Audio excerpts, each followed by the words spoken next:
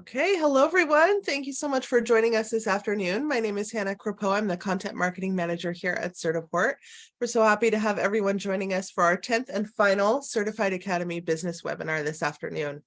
Please feel free to drop into the chat. I'll open it up here in just a minute. Let us know where you're joining us from, what courses you teach, what ages you teach, so that we can all get to know each other a little bit better and be able to connect on this fabulous topic.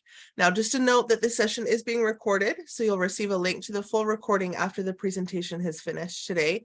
All our attendees are currently muted, so we've set aside some time at the end of our discussion for some Q&A, and you're welcome to submit those questions throughout the session as we go through as well.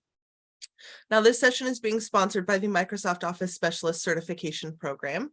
MOS certification provides industry-leading assessments of skills and knowledge, giving students, learners, and professionals real-world exercises to appraise their understanding of Microsoft Office. In the US alone, over 1.17 million jobs request Microsoft Office skills. With the MOS certification, learners can prove they have the skills to become more effective and productive, as well as have a higher work quality. And we'll drop the link into the chat for those who aren't super familiar with MOS certification to learn a little bit more here shortly. And specifically, we're going to be talking this afternoon about MOS in adult and higher education. We have some fabulous experts here to discuss this topic with us. Our first panelist is Vince Dobelis. Vince is a professor of practice and management information systems. He has nearly 30 years of information technology experience working in financial services, media services, and the manufacturing industries. He spent the last 23 years on Wall Street as a managing director for Citigroup prior to joining West Virginia University. Vince has led global organizations with multi-million dollar budgets and has a successful track record leading large-scale multi-year programs. His career path began as a technology developer programmer after graduating from WVU with a computer science degree. Vince has extensive experience in managing technology, and over his career, his responsibilities included providing business solutions for HR, compliance, finance, investment banking, accounting, and sales. He also was responsible for enterprise architecture and managed large-scale data management and cloud transformation programs at the enterprise level. Our second panelist is Jeff Johnson. Jeff is a senior business manager for the skills and employability team in the worldwide public sector education group at Microsoft. In his role, Jeff leads the company's skills strategy with K-12 and higher education institutions, government workforce agencies, educators, and partners around the world surrounding adoption and engagement with technical skills solutions for students, including learning pathways and Microsoft's industry-recognized certification portfolio. Jeff is instrumental in helping Microsoft form broad education alliances with schools, higher education institutions, and governments globally to assist learners in gaining future-ready skills and technical credentials for the digital economy. So without further ado, we'll go ahead and dive right in, and I'll stop sharing so that we can see our panelists' lovely faces. Now, Vince, let's go ahead and get a quick introduction from you and the work that you do at WVU. Sure. So thank you for the intro. As you could tell from what we explained, I spent most of my life working. And so I'm not what's classically called academia. I didn't grow up that way. And so when I first came here 3 years ago, I was actually at the beginning of COVID. So it was my first teaching job. And I basically teach MIS, Management Information Systems, to all business students in the College of Business and Economics. And so part of that is teaching or ensuring that our freshman class coming in are focused on making sure that they understand Microsoft Word, PowerPoint, and Excel, and we have an entire program built around that. Fabulous. Thank you so much, Vince. Jeff, do you want us to give us a quick introduction as well? Sure, happy to do that, and thank you for the introduction as well, Hannah, today. Yeah, so as mentioned, I've been with Microsoft in a role on our worldwide education team, leading our skills initiatives, which include our relationship with Pearson VUE's Certiport as the global exam delivery provider with Microsoft. And so I've been with Microsoft about 15 years. And prior to that time, I was actually working myself in the community college system in the state of Washington, where Microsoft is. And then before that was at a University of Maryland on the East Coast in the United States. In both cases, doing some adult learning programs, adult continuing education programs which looked very directly at the Microsoft Office specialist skills and certificates. In fact, I date myself here, but we go back to when we called this program MOS at one time, MOUS. Some of you may remember that. And I think it's even been MCAS and now back to MOS, or Microsoft Office Specialist. But I've had a good bit of experience both on the education side at the campuses, as well as here in Microsoft, looking at these programs and how they can help learners better themselves in their future. Wonderful. Thank you both for that fabulous introduction. And I wanted to kick off our discussion. Obviously, we're talking today specifically about Microsoft Office for adult and higher education learners. So I wanted to kind of set the stage for everyone who's attending today and talk a little bit about, and I would love some feedback in the chat as well, how is working with adult learners in higher education different than working in a K-12 setting? So Jeff, we'll get your thoughts from your experience. Yeah, sure. That's a great question, actually. And it goes, I think, in some ways to the motivation of the learners and the interest and the enthusiasm they may have about their future. At times, I find that, sometimes in K-12 environments, sometimes high school students, oh, not another course I've got to take or something. Whereas a lot of times an adult learner, I find is like very motivated. They may have household expenses, they may have a family, they may have a lot of different obligations. Thus, they're very close to their career. They may be mid-career professional coming back for a very intentional purpose that an employer told them they need these particular skills. So I think the motivations to me can be a little different from time to time of the students. And then I think from the institution side, I know we found in the community college, you need to think about the scheduling for those adults. They're very busy, active people. They've got their own schedules of things. So as best possible to balance things with perhaps things like evening classes or even weekends that match the kind of scheduling demands of adult learners. Whereas a high school student shows up for 50-minute class after class after class kind of thing. Yeah, that's some of what I've seen. I like that. And I know that ties in with some of the thoughts that you've shared with me, Vince. So I wanted to toss the question over to you as well. How has working in the higher education setting different in your view than working in a K-12 setting? So first, I've never worked in a K-12 setting, but I can tell you based off of my experience with undergraduate university students that they are coming out with a very similar to what we just heard, but I call it the check the box mentality, which is basically professor, the teacher tells them what to do and they execute, but they don't really think about it too much. So I kind of break that mold. And what I like about, the training aspect is that we go through and we kind of understand the why, right? So it's one thing to understand how to do something, but the why and these patterns throughout life and other business patterns repeat constantly. And so that's to me, that's the real value of the actual education or the getting the certification. It's not just the execution of the task, it's you actually start learning the why aspect. Yeah, so just, I think just to jump in real quick, because I saw access. Yes. I do talk and teach about access. We don't teach access, but I do talk about it in my what are called B Corp classes, which every business person has to take. And what I explain very simply is the following: every business person that I've ever met uses Excel to do 90% of their job. Even in technology, when I was running a $30 million project, having all these data feeds, everything was in Excel. We did reporting out of Excel and everything else. So what you find is business people tend, if they can't figure out how to do it in Excel and they need a more powerful engine, but not a classic solution with database servers, they move to Microsoft Access because it's very simple for a business person to do it. So I do actually recommend it. And in fact, our contract for every student that we have in the B&E school has Office 365 and access to do in Microsoft Access if they wanted to play with it. So fabulous tie-in. Thank you so much for addressing that.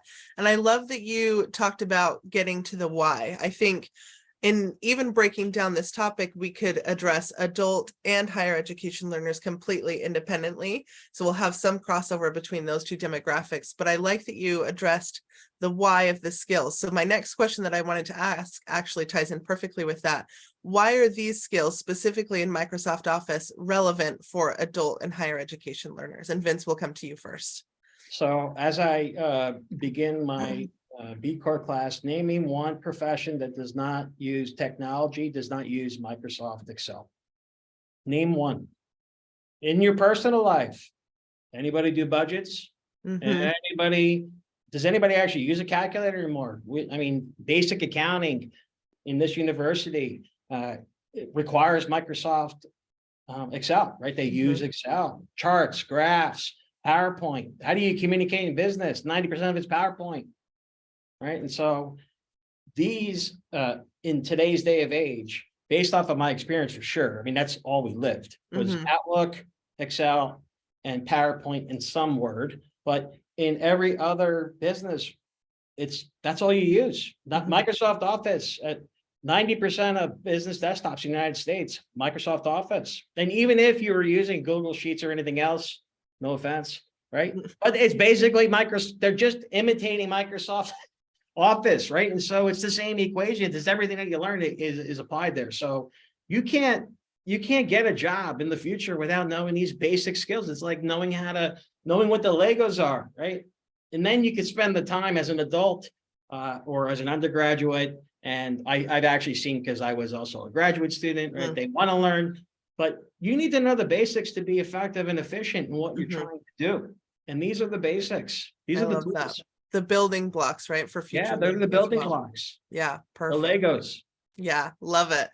Jeff, any additional thoughts from you on why these skills are so relevant today? Yeah, I couldn't agree more with Vince's summary there. I mean, it's the demand that the employers have around the world is around the Microsoft skill set and these particular productivity skills. We think of them in our company in Microsoft as really foundational, kind of table stakes, if you will, when it comes to skills that any individual is coming in with. In fact, to the point, the company's investment really from a technology skills perspective is far more today, whereas a decade ago, yes, very well would have been on the Office, and we still do. It's still a key component. But today, the investments are much more so taking the next step. What is Power Platform, Power BI, visualization of data, for example, when you're talking about Access earlier, or Excel. Or what is AI future and skills around that, or cloud and data. And so, we just see that every person coming into the workplace ought to have these office productivity skills. And it's just that Microsoft self-serving saying that. It's our customers, it's our suppliers, our vendors who are saying, we want to hire for these skills, and we will prefer or require Microsoft skills on a resume or a job requisition when we post that. And it's actually borne out by the data. In fact, I challenge anybody here on the call, they can go look at your favorite job board. I sometimes will use Indeed.com. We of course use LinkedIn a lot here in Microsoft, but go have a look and do a search. Vince mentioned Google, but you could do Google, you could run other companies, Adobe or Cisco or any of them. And those are great too, great technologies, but they pale in comparison to the number of jobs and the volume of jobs that require skill sets around things like Microsoft and Microsoft Office. Love it. There's one other just important part. We live in what's called a data economy now. Everything's about data. Businesses are about data. You watch CNBC, you even hear businesses talk in terms of they're a data company now, they're a technology company, even though they sell products and services that may not be. You can't explain data unless you understand what a tab is in Excel. The tab in Excel is a theme. It's the same as a table in a database. And to understand those concepts, again, it's foundational. Yeah. Absolutely. So in thinking about that and thinking about the foundation that these skills provide, how do you successfully teach these skills in the classroom? How have you set up your courses, Vince, around teaching Microsoft Office skills? So going back to actually some of the, Lori had some comment here about freshman 3 months. So there is some, I find comedy in it, but one of the hardest things that they learn in our courses, I don't actually teach it, meaning Mm. I'm not lecturing at all. We have a solution that starts with them learning lessons through a product with Pearson for Mhm. Jasper Act. It's called Jasper Active, and it's just basically getting them understanding and exercising through the cloud, by the way, which is why it's fantastic, because half of our users, meaning half of our students, use Macs, other half use Microsoft Mm. Office, I'm sorry, Microsoft operating system. So Mm. through the cloud, it's exactly the same, right? Using Office 365, which they have. And so they learn that way. They're supplemented if they can't understand it that way, which most of them actually do. They can always, like any of us, use Google and try to learn things, Mhm. through other videos, but you're getting the right education through the tool. And then we have through another tool called Gmetrics practice exams that are similar in nature to the actual Microsoft certification Mhm. exams that they take and can practice up to 20 times, right? And this way, even if they don't pass it, they understand what they need to work on a little bit more and go back to that. And then finally, if they qualify, and what I mean by that is they require for us a score of 800 or more Mm. to qualify in a practice exam, then we give them a voucher. Why? Because vouchers cost money, right? And so we give them a voucher so that they can take the certification exam. And that's basically how our structure is. And so we've been doing that for 3 years.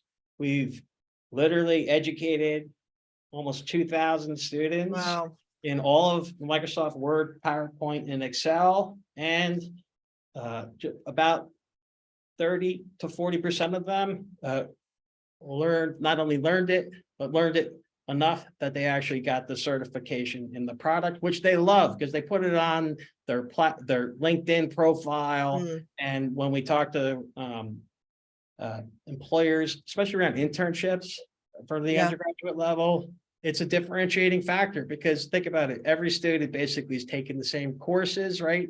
Compared to some other school or something. So if they know Microsoft Office, they're in, but if they're certified, we know that they have, right, the minimum Leg up. requirement. So it's fantastic. Yeah. I love that. And Jeff, I wanted to give you a chance. I know there's a ton of different resource options for teaching Microsoft Office in particular. So Vince has touched on a couple, but I know that Microsoft as well has some resources that are available. So I wanted to address some of those and where those can be found. Sure. In fact, my background today gives away a bit of that. We have a great, relatively new platform in the company called Microsoft Learn that's truly freely available content. So some of you may years ago been used to Microsoft shipping books all over the place and having needed content. This is actually freely available content on a range of technologies, some of which I mentioned earlier, as well as there's some Office downloads of curriculum that can be used there. And then I wanted to build on Vince's comment about practice tests. I'm a real believer in those practice tests, with the Gmetrics or some of those products that are out there as a way for students to build confidence. And I really like the fact that they have both a practice mode and a timed mode. So you can, do sometimes just take it at your timing you want to perform, or then you take it in a real-time mode that gets the student in the mindset, oh yeah, this is going to be a timed exam, Right. high-stakes exam with a proctor, and kind of get them in that set. And I think that helps the students, even their thinking as they go into the test environment. Many times adult learners I know haven't been to a test for a while, or they haven't taken one that's as high stakes as a certification exam. So anything we can do to help them, I think is good. And I see practice tests as one of the ways to do that. I love that. Just one thing on timing, just from my perspective. Yeah. Remember, timing, put aside that it's a test for a second, which is what I tell my students. Try not to stress out about that. Fundamentally, the faster you could do it, the more time you have to use your brain on what problem you're actually trying to solve, right? You know how to use the building blocks, and the people that are slower are going to take a lot more time to solve the problem, right? And that's the differentiator. Speed, a lot of times, is the differentiator in who's number one and who's not. Yeah. I will also say one other thing. This is, by the way, not planned, but Any student that comes to me that is MIS and says, what can I do to do more? Which is going back to some of the, let's say the 10% in the front, because the bell curve is real, folks, in real life. So the 10% of the aggressive ones that really, really want to learn, I tell them two things. You either go to learn.microsoft.com or AWS or Amazon, because those two platforms, these two companies have mastered self-education. I can go and learn anything on Microsoft Learn. They give it away for free.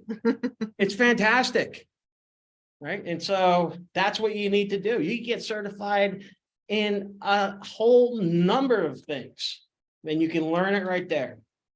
Perfect. I love that. And that kind of builds into my next point of, so anyone can learn these skills, right? There's free access resources that people can leverage online.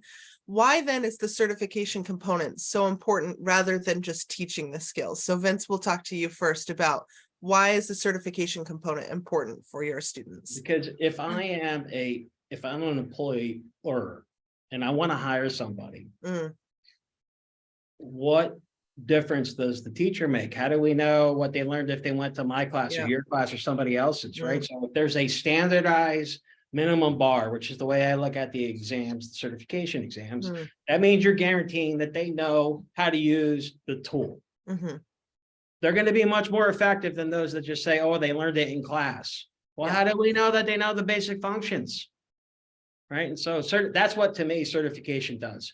And like I said earlier, you know, students love putting it on their profile to make a difference, because they're applying to national and sometimes global companies, and they're competing against other schools that don't offer this ability to get certified. And it's a differentiator. I love that. A differentiator for sure.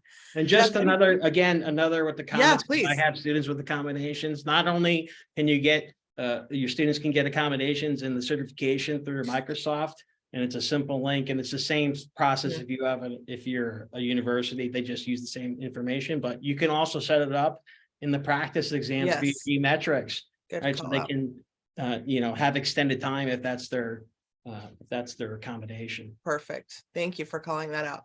Jeff, any thoughts from you about why Microsoft certification is more important than just learning and teaching the skills in the classroom?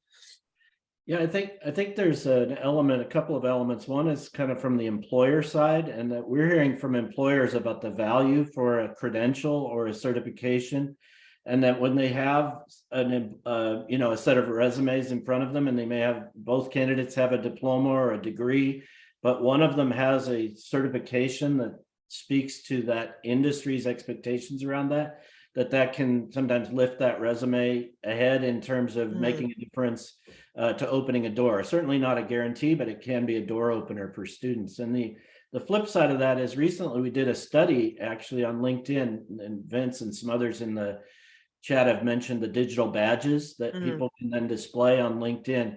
So we did a study, and it was of hundreds and hundreds of students. It was in the UK, so not in the US, but in the UK. And they were students who have a LinkedIn profile, and they were displaying their certification, their Microsoft certification.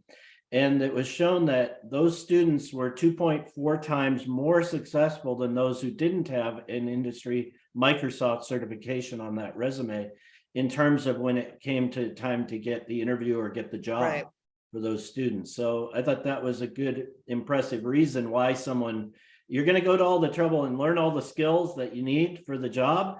Go get that certification. That's a great testimony to why to do it, to the fact that on LinkedIn that makes a difference when you just and I just wanted to read Lori's comment, because I think it's so poignant, and it explains the points that we're trying to make here. She said that when we recommend MOS certifications, we tell students there is a world of difference between listing proficient in Microsoft Office on a resume, which the employer can't really verify until they're on the job, and being able to show an employer a globally recognized certification that proves proficiency. So again, it's that additional validation that comes in when Microsoft says, yes, you know how to use this program. Yeah, absolutely. In fact, and that study I was talking about in the UK is called, if anybody wants to go search for it, it's called Degree Plus Digital. So it's a study in 2021, and it talks about the value of somebody here has made the point, you need both. Yeah, it's not Yeah. an either or in my estimation. You get the diploma, the degree, and the certification. And Exactly. that And opportunity. let's not forget, from a hiring standpoint, what is the trend? Humans don't even look at the first round of resumes. We're just using computers to filter out. And how can they filter, right? Logically, they're filtering out, does the certification listed in your resume? That's it. Yeah. There's all of these companies, and I think states even, I was just talking to one of our educators this morning about the move away from requesting degrees on job applications and instead requesting skills. And so I think that there's a lot to be said for that, that people are looking more toward how can you prove the skills that you have, not just what other people say that you can do. So I love that additional validation that comes in with the certification as well. But Vince, I know you guys have been doing this for several years, and it takes a while to kind of set up a successful program. So I wanted to talk about how can educators who are listening on this call successfully integrate the MOS certification into their program? What are the steps that they should be taking? Well, for us, again, the major key was the vendors, meaning the service providers implementing via cloud, because we've had over 700 students in a semester. So it's a logistical nightmare if you were, trying to get this into a classroom. We've trained thousands of students. And so going into the cloud. So what we've done is basically we set up the syllabus to reflect those 3 steps that I talked about before for each of the 3 products. It's learn the lessons in Jasper Active, and then do the G-metrics testing. And based off of their scores, if you qualify, you then can take a certification exam. We give them 4 vouchers if they qualify. So technically they can fail one and retake one. Sure. As part of the semester. And basically we integrate the feedback from those 3 tools into our grade book, which is Blackboard, and that's how we grade it. So we do have, from a support standpoint, we have a help email alias that all students can get to, because again, I don't teach it in person. Right. We use emails to push people forward on these deliverables, and I use students who passed the prior semesters as student employees to field basically other students that are coming into the college, right? So I have 3 or 4 per semester that just answer the same emails because they've been through it before. Love it. We need that additional support, right? Especially when you have a class like yours where it's hundreds and hundreds of students. So being able to set that up so that you have what you need. And we have a wide range, going back again between high school and college. Right. It depends on where people come from and what their school is doing. We have some students that in their senior year, they're getting certified. Those we automatically, either if they got all 3, we place them right out of the class, they get credit for it. If they only have one of the products or 2, we give them the points and they just focus on the other one. Sure. But then we also have students who sometimes don't know what it means if I say clear your cache and reboot your machine. And so we have to kind of like help them their hand a little bit. That's where these other students can come into play. And that's how come we can scale, by the way, because there's no way I could do 800 students just myself when I'm actually teaching other courses. Yeah. Jeff, any additional thoughts from you on the best way for institutions to integrate the certification into their program? Well, I think Vince has really outlined it nicely. I think one of the things I'm seeing, though, is whereas universities and even colleges used to see this only as a business or a technology program, now they're seeing, well, we should actually make sure students in the health programs or in manufacturing or whatever those various degrees or diplomas have these skill sets around the office productivity skills. So I think if anything, kind of getting some cross-campus collaboration going on these, and why students in degrees that you may not think of as technology, but Vince is absolutely right. He started this whole discussion today talking about, think of a job that doesn't need these skills, and you'd be hard pressed to do in any field anywhere. So I think from the standpoint of a campus or an institution, it'd be great to see the understanding that cuts across lots of disciplines Yeah. and lots of subject areas. I love that. Yeah, getting buy-in from people outside the business college as well. I think that's obviously the next step once you have it set up and running. But I wanted to close out our discussion. We've had some great comments in the chat, and I've dropped in the links that that Jeff has shared with us for the study, as well as some of these additional content downloads that you can look at from the Microsoft Learn team. Just in thinking about all of the things that we've talked about today, and Jeff, will come to you first. What additional advice would you share with our educators who are in this session about setting up and running a successful MOS certification program at their institutions? Yeah, that's a good question. And I think for one thing, I think, as I was mentioning, see how you can go cutting across campus. I also say, tell students it's never too late to get involved with technology. This industry needs talent of the next generation. And it's not just Microsoft, it's our companies we work with every day who are screaming for talent. Vince mentioned Excel. It's just everywhere. People need to have those skills, and any skills with data. But also don't see the office productivity as the end point. Yeah. This should be a starting point for students who want to get into technology. They're going to take their career toward data, as has been mentioned here before, or AI. Cybersecurity is another area we're clamoring for talent today, and the MOS in any way capacity can be a great starting point for students. So I always encourage the students, don't think you're too late to start, and never underestimate your abilities. That anybody can jump in to this field, and we're looking for talent and for people who have passion for the technology industry of today, and even what it's going to be tomorrow and ahead. And I think that is evidenced by the resources that you've mentioned here, Jeff, just that Microsoft knows the need for these skills. And so MOS is an excellent foundation, but there's so much more that can be done as well. So I love the idea of adult higher ed. I mean, anyone can have an opportunity to learn these skills and be able to almost even start a second career if they're in that point in their journey. So I think that's really valuable advice. Vince, any thoughts from you? Any final pieces of wisdom you want to share? I have a theoretical one for everybody. Okay. If you don't plan for it, you're basically winging it. You're winging life. By the way, I also coach students on real life. So you're winging life. And think about it. How each one of us, as we have a real job and we're doing something, how do you learn the technology? How do you learn the tool? It's very simple. You learn by what you need to learn. Right. So how many of us actually know how to use Outlook, all the features and all the benefit? How many of us know how to do transformations in Excel and all those kind?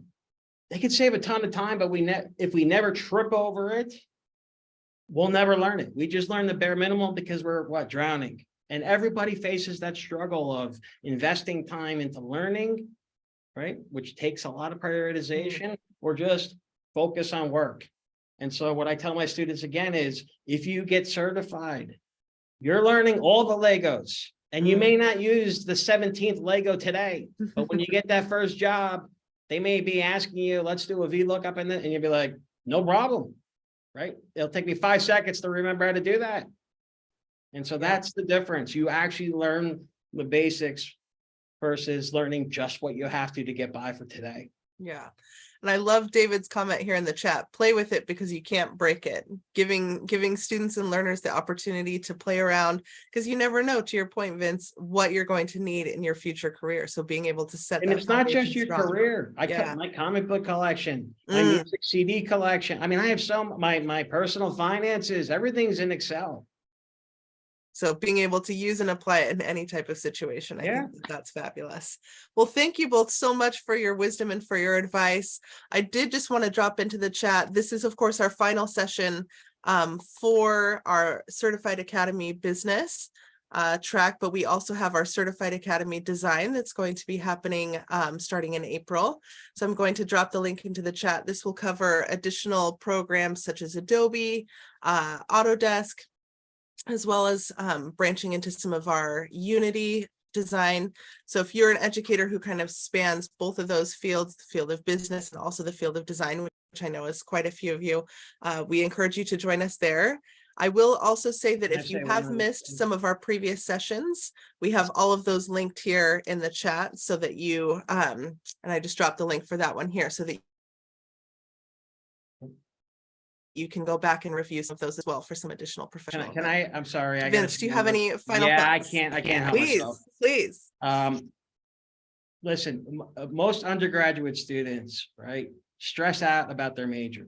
When the facts tell you, if you look up the statistics, I think it's like 60–70% of students work in a field that has nothing to do with their major. Right. So wouldn't you want to know something that 100% of industries use? That's what I tell them.